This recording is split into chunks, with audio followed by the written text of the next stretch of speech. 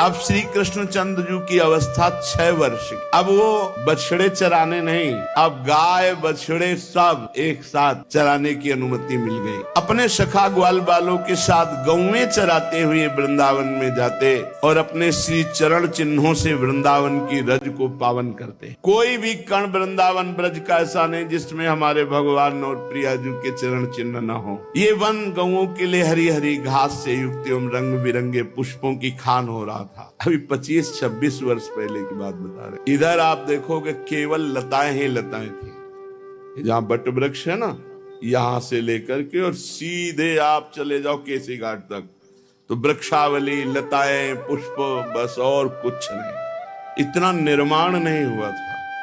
अब तो लताओं का अंतर्ध्यान होना बड़ी बड़ी है। पीपल की लता, बड़ी बड़ी लताएं, बड़ी दर्दनाक स्थिति है। 50-50 मोर के झुंड हमारे हितधाम में दाना फेंक दो, ऐसे नाच रहे। सैकड़ों हजारों कबूतर तोते ऐसे बैठे हुए। अब लताएं गई तो फिर मोर कहां शयन करेंगे? तो फिर अब इधर कुछ आवाजें आती हैं मयूर की। बताया कितना सुंदर वृंदावन पुष्पों की खान हो रहा है। आगे आगे गौएं, उनके पीछे पीछे बांसुरी बजाते हुए श्याम सुंदर फूले हुए लताएं। कितना सुंदर है। भावना करो, जिस मार्ग से जा रहे हैं आसपास फूली हुई लताएं, गुच्छे के गुच्छे रंग बिरंगे फूल, उनमें मकरंद का पान करके भौरे गुंजार कर रहे हैं। शास्त्रों सुंदर श्वेत रंग की गायें और पीछे भगवान बांसुरी बजाते हुए श्याम सुंदर, फिर बलराम जी और उनके पीछे यश गान करते हुए ग्वाल बाल। इस प्रकार वृंदावन में प्रवेश करते हैं। वृंदावन में कहीं भौरे गुंजार कर रहे हैं, कहीं झुंड के झुंड हरिण चौकड़ी भर रहे हैं, कहीं मयूर नृत्य कर रहे हैं, सुंदर सुंदर पक्षी चहक रहे हैं, कहीं बड़े सुंदर झरने झर रहे हैं। जैसे महात्माओं का हृदय स्वच्छ होता है, ऐसे यहाँ के कुंड और सरोवर परम निर्मल हैं। उनमें खिले हुए कमलों के सौरभ से सुवासित होकर शीतल मंद सुगंध वायु श्री वृंदावन की सेवा कर रही है। बड़ा ही मनोहर वन देखकर भगवान ने मन ही मन विहार करने का संकल्प किया। पुरुषोत्तम भगवान श्री कृष्णचंद्र जी ने देखा बड़े बड़े वृक्ष फल और फूलों के भार से झुककर भूमि को स्पर्श कर रहे, मानो प्रणाम कर रहे। नूतन नूतन कोपलों की लालिमा से ऐसा लग रहा है मानो प्रभु के चरण स्पर्श कर रहे हो अपने कर कमल से। बड़े आनंद से मुस्कुराते हुए अपने बड़े भाई बलराम जी से कहा, हे देव शिरोमणि, देखो ये तो बड़े बड़े देवता आपके चरण कमलों की पूजा करते हैं, परंतु ये वृंदावन के वृक्ष अपनी डाली रूपी हाथ से पुष्प लेकर के आपके चरण कमलों में झुककर मानो पुष्पांजलि अर्पित कर रहे हैं, नमस्कार कर रहे हैं। क्यों न हो इसी सौभाग्य के लिए तो ये वृंदावन के वृक्ष बने हैं आकर।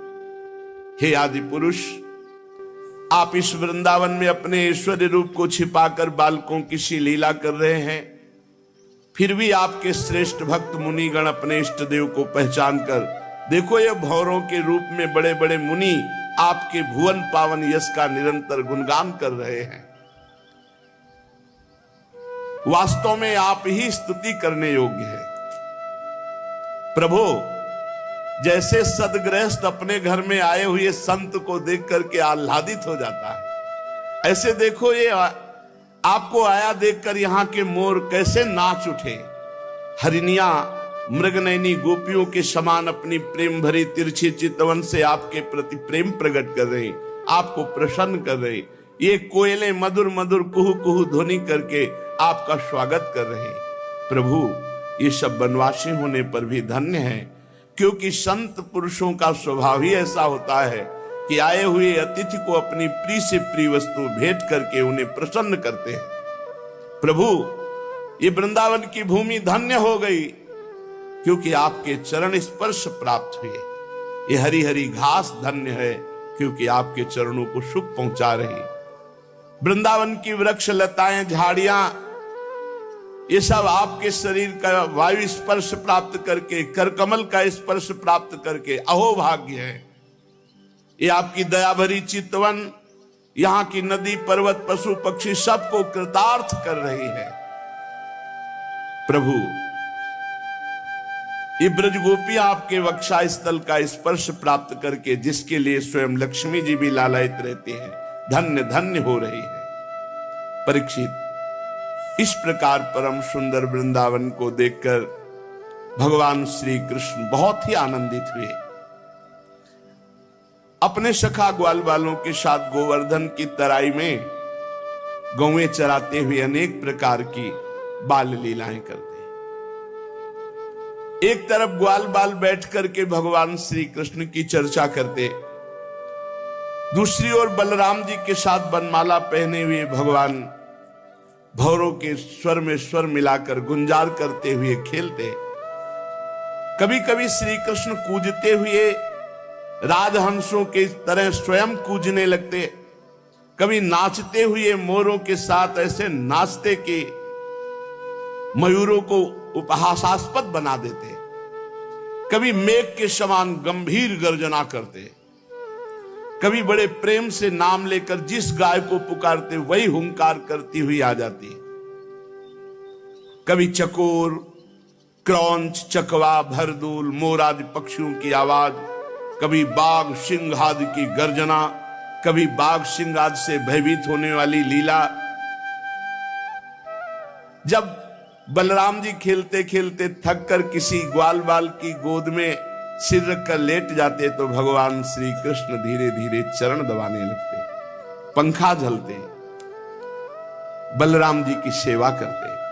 कभी एक दूसरे के सामने ताल ठोककर कुश्ती लड़ने लगते, कभी एक दूसरे से होड़ बांधकर नृत्य करते, और कृष्ण और बलराम ऐसे गले में हाथ डालकर देख देख के वाह वाह वाह वाह ऐसा कहते। जब कुश्ती लड़ते लड़ते थक जाते तो वृक्ष के नीचे कोमल पल्लवों की शैया पर ग्वाल बाल की गोद में सिर रखकर श्री कृष्ण बलराम लेट जाते और मूर्तिमान पुण्यात्मा ग्वाल बाल भगवान श्री कृष्ण के चरण चापने लगते, अंगोछियों से हवा करते। किसी किसी के हृदय में प्रेम की धारा उमड़ाती, वो धीरे धीरे उदार शिरोमणि परम मनस्वी भगवान श्री कृष्ण की लीलाओं के अनुरूप उनको मन को प्रिय लगने वाले गीत गाते। अपनी योग माया से ईश्वर को छिपाए हुए अनंत ब्रह्मांडों का स्वामी ग्वाल बालों के बीच में ऐसे सुख बरसा रहा है। ऐसी लीला करते मानो ठीक कोई मनुष्य बालक ग्वाल बाल ही हो। स्वयं भगवती लक्ष्मी जिनके चरण सेवा में संलग्न रहती है, इन ग्रामीण बालकों को उन्हीं चरणों के चापने का सौभाग्य मिलता है और भगवान उनके साथ साधारण बालक की तरह खेल खेलते। पर कभी कभी उनकी ऐश्वर्यमयी भागवतिक लीलाएं प्रकट हो जाती। बलराम जी और श्री कृष्ण के सखाओं में एक प्रधान सखा थे श्री दामा। एक दिन उन्होंने सुबल और स्तोक कृष्ण आदि ग्वाल बालों से श्याम और राम से बड़े प्रेम से कहा कि हम लोगों को सर्वदा सुख पहुंचाने में तत्पर रहने वाले महाबली बलराम जी, आपके बाहुबल की तो कोई था नहीं, हमारे मनमोहन श्री कृष्ण दुष्टों को नष्ट कर डालना तो स्वभाव है। यहां थोड़ी दूर पर एक बड़ा भारी वन है, उसमें पात के पात ताड़ के वृक्ष भरे पड़े हैं और बहुत ताड़ के फल पक पक कर गिरते हैं, पर वहां धेनुकासुर नाम का एक दुष्ट दैत्य रहता है। उसने किसी को भी फल, अगर कोई फल लेने गया तो उसे मार देता है। भैया बलराम जी, भैया श्री कृष्ण, वो दैत्य गधे के रूप में रहता, स्वयं बड़ा बलवान और बहुत से गधे उसके साथी हैं जो दैत्य हैं, गधे के रूप में रहते। शत्रुघाती भैया उस दैत्य ने अब तक न जाने कितने मनुष्यों को मार डाला। यही कारण है इस वन में कोई भी पशु पक्षी मनुष्य कोई भी नहीं जाता। और बड़े सुंदर सुंदर सुगंधित फल है ताड़ के, देखो ना सुगंध आ रही, खाने का मन होता है, चारों ओर मंद मंद सुगंध फैल रही। तनिक ध्यान दो भैया, तुम्हारे मुख में पानी आ जाएगा, रस आ जाएगा। श्री कृष्ण, हमारा तो मन मचल पड़ा है फल पाने के लिए। दाऊ दादा, बड़ी उत्कट अभिलाषा की फल पाए, पर वो गधे का रूप रख करके बलवान दैत्य मार देगा अगर हम जाएंगे तो। ग्वाल बालों की बात सुनकर भगवान श्री कृष्ण और बलराम एक दूसरे पे दृष्टि मिलाई और कहा अच्छा भैया, और ताल बन की ओर चल पड़े। बलराम जी ने अपनी मजबूत बाहुओं से ताड़ का एक पेड़ पकड़ा और मतवाले हाथी की तरह जेब हिलाया तो ढेर सारे फल नीचे गिरे। जब गधे के रूप में रहने वाले दैत्य ने फलों के गिरने का शब्द सुना तो मानो पृथ्वी को कंपायमान कर रहा ऐसे दौड़ा। बलवान था, बहुतों को मार चुका था। बलराम जी के सामने आया, दुलत्ती छाती पे मारी, बहुत रेखता हुआ। क्रोध में भरकर रेखता हुआ दूसरी बार बलराम जी के पास आया, पीठ करके फिर दुलत्ती चलाई। बलराम जी जब पूरे अनंत ब्रह्मांडों को सरसों के दाने की तरह फड़ में रखे तो इसकी दुलत्ती क्या करेगी। एक हाथ से दोनों पैर पकड़े और घुमा करके ताड़ के वृक्ष में मारा। धेनुकासुर पधार गया और बड़े ताड़ के वृक्ष हिलकर खूब फल गिरे। तड़तड़ा कर एक दूसरे वृक्षों को हिलाते हुए ऐसे बहुत से वृक्ष गिर पड़े। बलराम जी के लिए तो एक खेल था, परंतु उनके द्वारा फेंके हुए गधे के शरीर धेनुकासुर से चोट खा खाकर वहां सब पूरा बन जितने पके फल रखे सब नीचे आ गए। भगवान बलराम जी अनंत भगवान शेष है। सारा संसार ठीक वैसे ही ओतप्रोत है जैसे सूतों में वस्त्र। तब भला उनके लिए कौन से आश्चर्य की बात थी। जब धेनुकासुर मारा गया तो उसके जो और दैत्य धेनुक के रूप में रहते थे सब आग बबूला हो गए और बलराम जी श्री कृष्ण के ऊपर टूट पड़े। जो आया पीछे के पैर पकड़ पकड़ के सबको ताल वृक्षों पर दे मारा। उस समय वो भूमि ताड़ के फलों से पट गई। टूटे हुए वृक्ष और दैत्यों के प्राणहीन शरीर। बलराम जी और श्री कृष्ण की मंगलमयी लीला देखकर देवतागण फूल बरसाने लगे, बाजे बजाने लगे। धेनुकासुर मारा गया, उसके अनुयायी मारे गए। अब तो सब ब्रजवासी गोप बालक और गोपजन खूब सुंदर मीठे मीठे ताड़ के फल पाए। इसके बाद कमल दल लोचन भगवान श्री कृष्ण बड़े भाई बलराम जी के साथ ब्रज में आए। उस समय उनके साथी ग्वाल बाल उनके पीछे पीछे उनकी स्तुति करते जाते। क्यों न हो, भगवान की लीलाओं का गायन और भगवान की लीलाओं का श्रवण सबसे जल्दी निष्पाप करता है। निष्पाप करने वाला सबसे बड़ा तीर्थ है भगवान की लीला कथा श्रवण और गायन। जिस समय पीछे पीछे ग्वाल बाल यश गान करते चल रहे आगे भगवान श्री कृष्ण, उस समय भगवान श्री कृष्ण की घुंघराली अलकावली गौओं के खुरों से उड़ उड़ करके रज, माथे पर अलकावली पर, सिर पर मोर पंख का मुकुट और केश पास में सुंदर जंगली पुष्प सखाओं ने गूथे। नेत्रों में मधुर चितवन, मुख पर मनोहर मुस्कान और मधुर मधुर मुरली बजाते हुए ग्वाल बालों के साथ ब्रज में प्रवेश कर रहे हैं। गोपियां भाग करके मार्ग में खड़ी हो जाती, दिन भर इंतजार करती। शाम के जब देखती कि नेत्रों को जीवन दान देने वाले श्री कृष्ण आ रहे हैं, गोपियों ने अपने नेत्र रूपी भ्रमरों से भगवान के मुखारविंद का मकरंद रस पान करके दिन भर के विरह की जलन शांत की। भगवान ने भी उनकी तरफ प्रेम भरी चितवन से उनको सुख प्रदान किया। यशोदा मैया रोहिणी जी का हृदय वात्सल्य स्नेह से उमड़ रहा था। उन्होंने बलराम जी और भगवान श्याम सुंदर के घर पहुंचते ही इच्छा अनुसार उनको स्नान कराया, वस्त्र पहनाया, फिर खिलाया पिलाया। दोनों भाइयों ने माताओं का परोसा हुआ स्वादिष्ट अन्न भोजन किया। इसके बाद बड़े लाड़ प्यार से दुलार करके यशोदा और रोहिणी जी ने उन्हें सुंदर सैया पर सुलाया। भगवान श्री कृष्ण इस प्रकार वृंदावन में अनेकों लीलाएं करते। एक दिन अपने सखा ग्वाल बालों के साथ यमुना तट पर गए। उस दिन बलराम जी साथ नहीं गए थे। जब कोई विशेष लीला करनी होती थी तो बलराम जी को किसी न किसी बहाने से भगवान रोक देते थे। और दूसरी बात ये भैया जी हैं, कद्रू के बड़े पुत्र हैं अनंत शेष भगवान, और उनके पुत्रों में है ये कालिया नाग भी। तो उस दिन बलराम जी को साथ नहीं लाए। जेठ महीना, गर्मी बहुत, अब अत्यंत प्यासे हो गए सब बछड़े गौएं सखा, और किसी को ध्यान नहीं रहा। काली दह में सबने पानी पिया।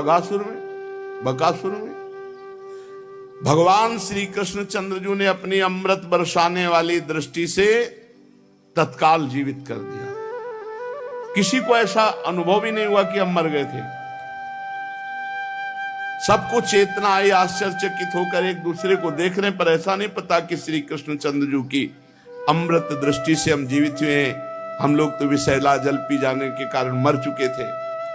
भगवान श्री कृष्ण चंद्रजू ने हमें जिला। भगवान की ऐसी लीला है, वो जनाना ना चाहे तो कोई जान नहीं सकता है।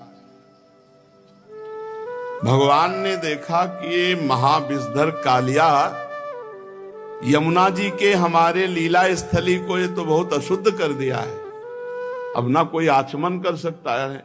इतना जहरीला जल था कि ऊपर से कोई पक्षी उड़े तो उसकी भाप से मरकर उसी में गिर पड़े। ब्रह्मन भगवान श्री कृष्ण ने यमुना जी के अगाध जल में किस प्रकार सर्प का दमन किया, और कालिया नाग जलचर जीव तो था नहीं, ऐसी दशा में अनेक युगों तक यहां वृंदावन में काली दह में क्यों रहा। ब्रह्म स्वरूप महात्मन भगवान अनंत हैं, वे अपनी लीला प्रकट करके स्वच्छंद विहार करते हैं। गोपाल रूप से उन्होंने जो उदार लीला की वो अमृत स्वरूप है, उसका श्रवण करके बहुत सुख मिलता है। आप कृपा करके ये रहस्य वर्णन करें, यहां वृंदावन में क्यों रह रहा था ये कालिया, और कालिया कोई सांप कोई जलचर जीव तो है नहीं, बराबर जल में ही क्यों रह रहा था। तो श्री सुखदेव जी ने कहा, परीक्षित, यमुना जी में ये विशाल कुंड है, इस विशाल कुंड में कालिया ने अपना निवास स्थान बनाया। इतना विषधारी था कि काली दह का पूरा जल ऐसे उबाल मारता था, खौलता रहता था।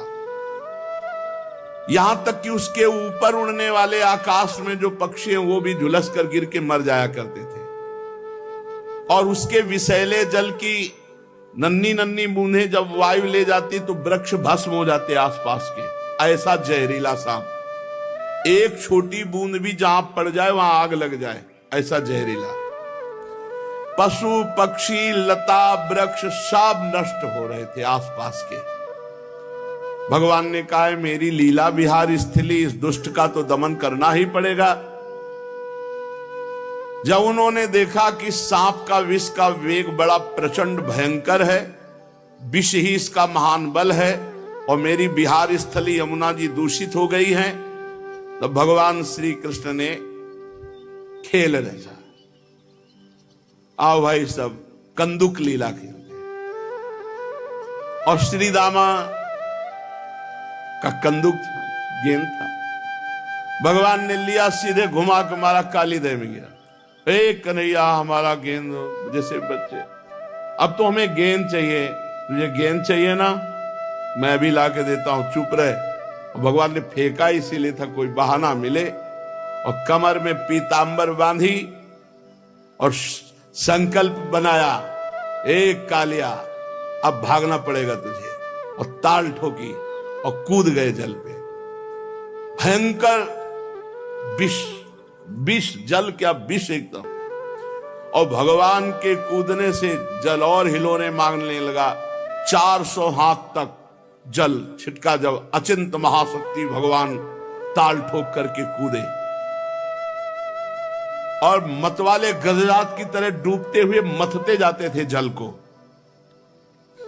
भगवान की भुजाओं की टक्कर से बहुत जल में शब्द हो रहा था, सो रहा था कालिया काली दह में। आंख से सुनने वाले काली नाग ने वो आवाज सुनी, कौन आ गया इतना बलवान की जीवित मेरे देह में घुसाया। सहन नहीं हुआ, वो चिढ़ करके सामने देखा, एक नीलमणि श्याम सुंदर सलोना बालक, वर्षाकालीन मेघ के समान अत्यंत सुकुमार, इतना सुंदर कि थोड़ी देर तो कालिया पहले दर्शन ही करता रहा। वक्षस्थल पर सुनहरी रेखा, पीतांबर धारण किए हुए, मंद मंद मुस्कुराकर भुजाओं से जल को ऐसे मार रहे। कालिया ऊपर से लेके चरण तक दर्शन किया। चरण मानो कमल की पराग की गादी हो नीचे की, इतना आकर्षक रूप की काफी देर तो वो रूप ही दर्शन करता रहा।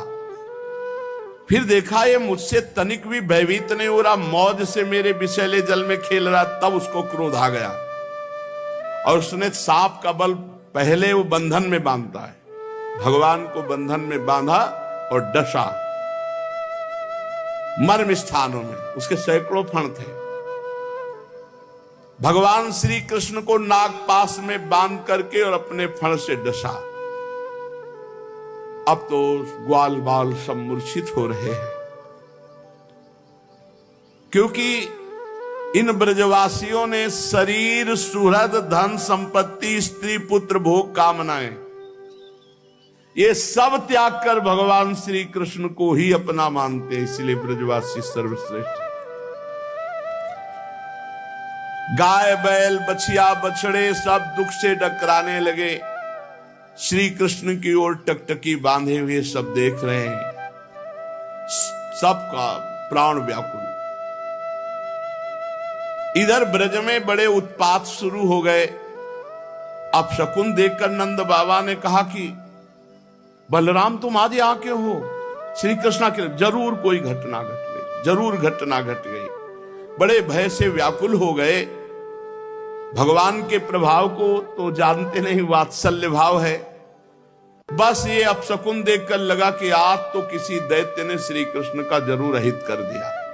भय से व्याकुल हो गए, क्योंकि इन सबके प्राण, मन, सर्वस्व श्री कृष्ण ही थे। भागे ब्रजवासी, नंद बाबा, उपनंद, समस्त ब्रज गोपियां, बूढ़े, बच्चे, जवान सब। इतने में भागते हुए एक सखा ने आके बताया, गजब हो गया, कन्हैया काली दह में कूद गया और सांप ने जकड़ लिया।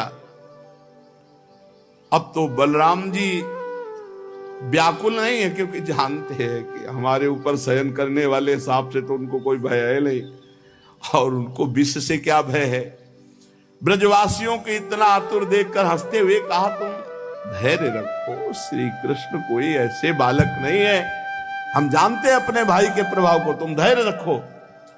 लेकिन ब्रजवासी प्यार जो प्रभु से ही केवल किए हुए हैं, सब यमुना के समीप पहुंच गए।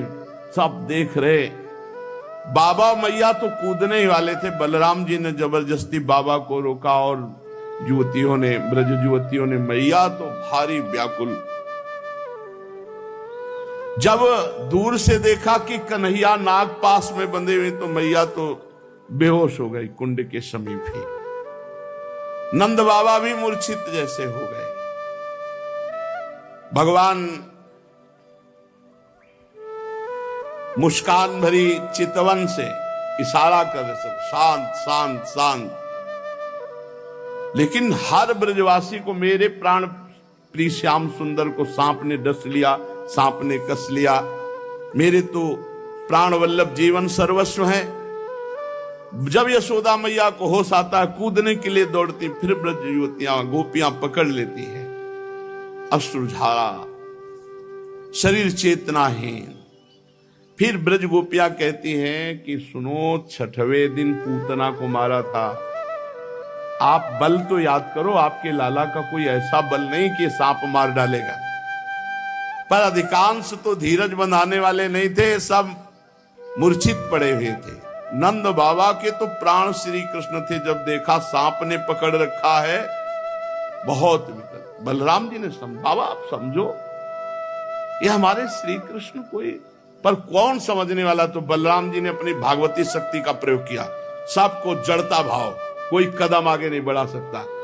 नहीं तो इतने प्रेम में कोई समझा नहीं, सब काली दह में डूब जाते। अपने भागवतिक बल से सबको जड़ता भाव प्रदान कर दिया, सब एक कदम नहीं चल सकते। अब भगवान ने देखा कि हमारे ब्रजवासी जन तो बहुत दुखी हो रहे हैं, और सांप जो है बहुत प्रफुल्लित है कि हमने बांध लिया और काट लिया। भगवान ने अपने शरीर को मोटा किया, जे हुई उसकी नसें टूटने लगी, छोड़ के अलग खड़ा हो गया। फिर आग बबूला होकर के कालिया नाग ने फुफकार मारते हुए भगवान के ऊपर चोट की। नथुनों से विष की फुहारें निकल रही, यानी कि काटे तो जहर। कुछ सांप ऐसे होते हैं, ऐसे करते हैं तो धार जैसी विष की गिरती है। अब भी हैं ऐसे कुछ सर्प हैं, लाल लाल आंखें किए मानो भट्टी तप रही हो और मुख से लपटें निकल रही थी। काली नाग अपनी दोहरी जीभ लपलपा करके दोनों ओठों के किनारों को चाटता हुआ, विष उगलता हुआ भगवान के ऊपर प्रहार करता। और जैसे भगवान श्री हरि के वाहन गरुण जी सांपों से खेलते हैं, ऐसे श्री कृष्ण चंद्र जो खेल रहे, पैतरा बदलते वो प्रहार करता, अपने को बचाते। और ऐसे पैतरा बदलते कि हर बार उसके फड़ों पे भगवान थाप का प्रहार करते। अब उसका बल क्षीण होता गया। भगवान ने मारी थाप और छलांग लगाई और चढ़ गए फड़ों पर। कालिया का कितना सौभाग्य जो मुनियों के हृदय में भी ध्यान में नहीं आते, वो सीधे चरणारविंद मस्तक पर। कालिया के मस्तक पर लाल लाल मणियां थी, सर्प मणि। उन मणियों से भगवान के चरणों की और शोभा हो गई। नृत्य गान समस्त कलाओं के आदि प्रवर्तक जगत गुरु भगवान श्री कृष्ण नृत्य करना चाहते हैं। ये देख करके देवता गंधर्व अपने अपने संगीत वाद्य और भगवान उसके सिर पर नृत्य करने लगे। नृत्य के आचार्य आदि प्रवर्तक है, सब विद्याएं इन्हीं से प्रकट हुई है। भगवान के प्यारे भक्त गंधर्व सिद्ध देवता चारण देवांगनाएं जब देखा भगवान नृत्य करना चाहते हैं, तब बड़े प्रेम से मृदंग ढोल नगाड़े दुंदुभियां पुष्पों की वर्षा करते हुए ये सब बज रहे, ताल के साथ भगवान नृत्य कर रहे उसके फड़ों पर।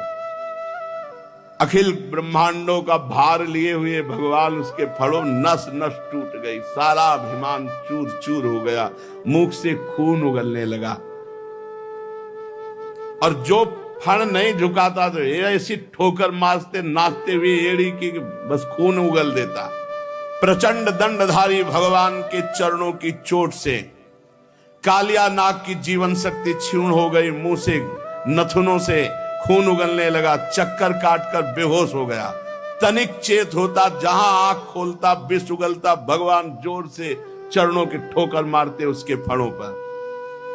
नाचते नाचते भगवान ने उसका सब बल और अहंकार रौंद डाला। पुराण पुरुष महाबली भगवान श्री कृष्ण के चरणों पर खून की बूंदें ऐसी पड़ी थी मानो कालिया ने रक्तमय पुष्पों से भगवान के चरणों की पूजा की हो। तच्चित्र तांडव विरुगुण फलात पत्रो रक्तम मुखैरुर्वमन नृप भग्न गात्रा स्मृत्वा चराचर गुरुम पुरुषम पुराणम नारायणम तमरणम मनसा जगाम। भगवान तांडव करते हुए फणों को उसके ऊपर छिन्न भिन्न हो गए। अब जब देखा कि बस मरने वाला ही हो, तो उसे याद आई, हे पुराण पुरुष पुरुषोत्तम भगवान नारायण हमारी रक्षा करो। और ये पता नहीं कि वही चढ़े हुए हैं। भगवान श्री कृष्ण के उदर में संपूर्ण विश्व ब्रह्मांड है। भारी बोझ से कालिया का ये छोटा मोटा बलवान नहीं, गरुण से लड़ पड़ा था, गरुण जी से। जब गरुण जी का प्रहार पड़ा तो भागकर यहां छुप गया। भगवान की प्रहार से सब अहंकार चूर हो गया, छिन्न भिन्न हो गए फण उसके। खून की उल्टी करती हुई भगवान नारायण का स्मरण किया। उसकी पत्नियां हाथ जोड़कर भगवान की शरण में आई, नाग पत्नियां चोटी खोल करके। यह अत्यंत दैन्य भाव होता है। और बड़ी घबराहट और पृथ्वी पर लौटकर साष्टांग प्रणाम किया। पृथ्वी पर लौट गई, हाथ जोड़कर प्रणाम किया और भगवान श्री कृष्ण से अपने अपराधी पति को मुक्त कराने के लिए वो स्तुति करने लगी।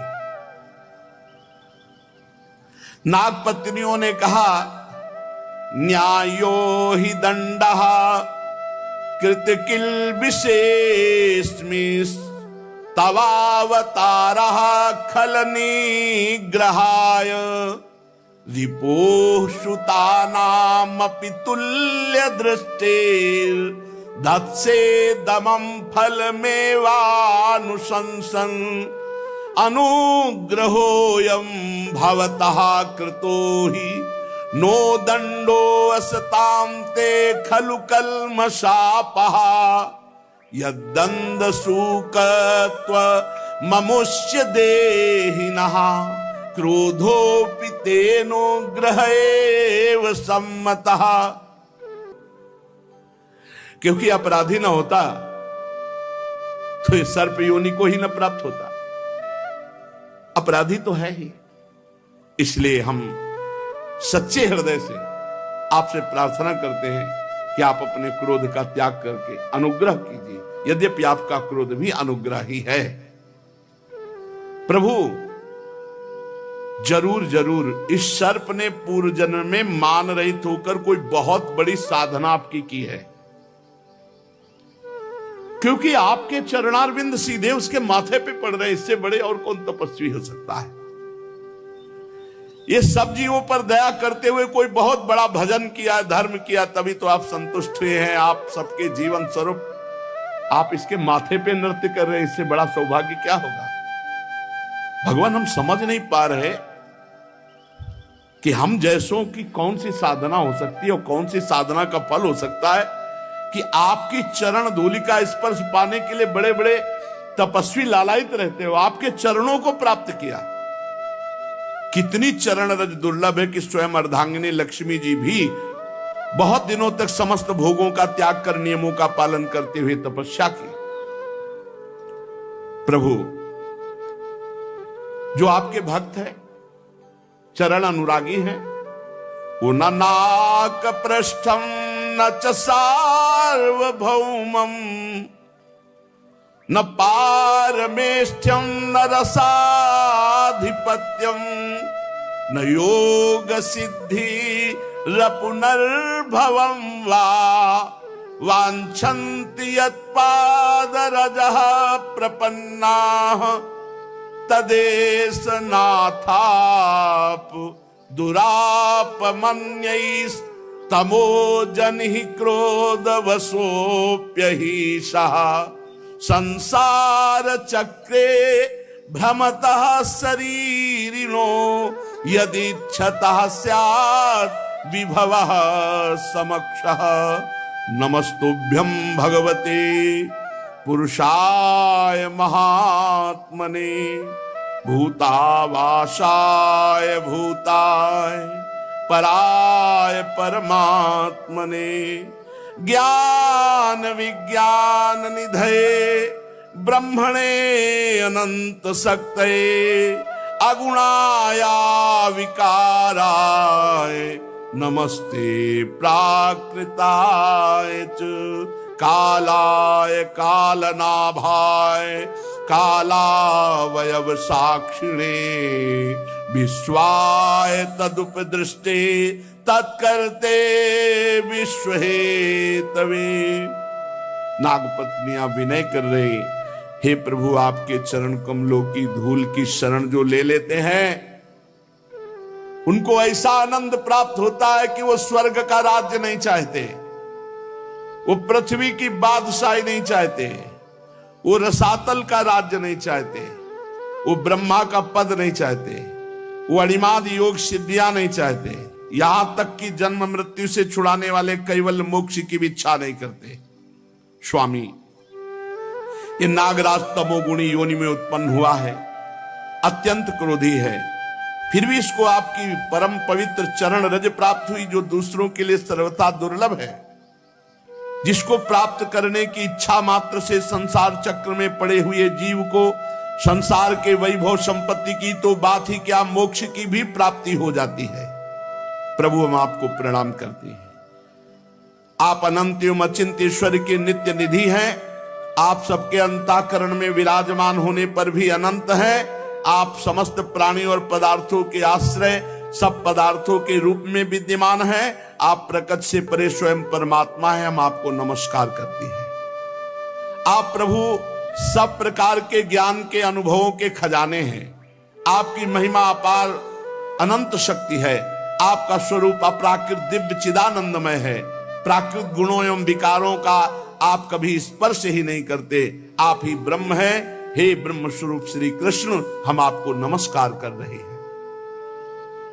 आप प्रकृति में क्षोभ उत्पन्न करने वाले काल हैं। काल शक्ति के आश्रय हैं। काल के क्षण कल्पादि समस्त अवयवों के साक्षी हैं। आप विश्व रूप होते हुए इस विश्व से अलग भी हैं, दृष्टा भी हैं। आप इस विश्व को बनाने वाले निमित्त कारण हैं और आप इस विश्व के रूप में बनने वाले उपादान कारण भी हैं। विश्व बनाने वाले आप और विश्व के रूप में बनने वाले आप। प्रभु, आप पंचभूत, उनकी तन्मात्रा, इंद्रियां, प्राण, मन, बुद्धि, सबका खजाना चित्ते आप हैं। नमो अनंताय सूक्ष्माय कूटस्थाय विपश्चिते नानावादानुरोधाय वाच्यवाचक शक्तये नमः प्रमाण मूलाय कवये शास्त्रयोनये प्रवृत्ताय निवृत्ताय निगमाय नमो नमः। नमः कृष्णाय रामाय वासुदेव सुताय च वसुदेव सुताय च प्रद्युम्नाय निरुद्धाय शाश्वतां पतये नमः। नमो गुण प्रदीपाय गुणात्मच्छादनाय च गुणवृत्त्युपलक्ष्याय गुणदृष्टे स्वसंविदे। और भी बड़ी स्तुति है। शेष चर्चा आगे। भगवान की महिमा का गान करते हुए नाग पत्नियों ने भगवान से प्रार्थना की कि हमारे पति को क्षमा कर दिए। बड़े सुंदर शास्त्र के अनुभूत महापुरुषों के हृदय में जो वृत्तियां होती हैं, ये नाग पत्नियां बड़ी तपस्वी हैं, बड़ी भजनानंदी हैं, जो भगवान की ऐसी महिमा का गान करती हैं क्योंकि इनको अनुभव है। तभी तो भगवत साक्षात्कार हुआ। तो शेष चर्चा आगे। श्री राधा